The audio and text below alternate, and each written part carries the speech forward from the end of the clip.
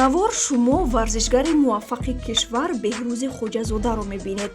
Беҳрӯз ҷоизадори чандин мусобиқаҳои байналмилалию қоравӣ ва ҷаҳонӣ мебошад. ӯ дар лаҳзаҳои таътил дар хона ва дар талу теппаҳои зодгоҳаш ноҳияи Варзоб ба обутоби бадан машғул мебошад. Мегӯяд давидан дар соҳили дарё ва доманакӯҳҳо ба кас илҳоми тоза мебахшад. дар чунин шароити барои ҳама мушкил меҳнати табибонро қадр намуда тасмим гирифтааст то тавсияҳои онҳоро риоя намояд.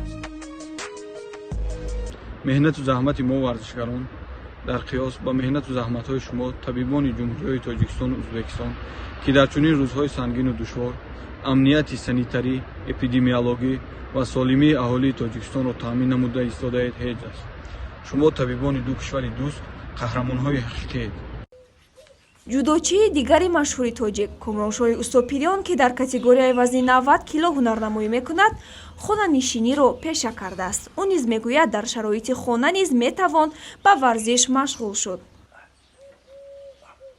дар пайравӣ ба онҳо Саидҷалол Саидов низ тамринҳоро дар манзили зисташ ба роҳ мондааст.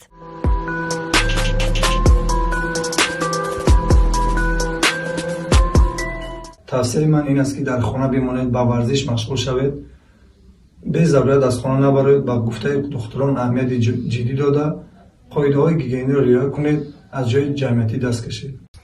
дар ин радиф Акмал Муродов ва Садрбоев низ барои нигоҳ доштани вазн ва сайқал додани техникаи варзишиашон ба таътил нигоҳ накарда пайваста машқҳои ҷисмонӣ мекунанд.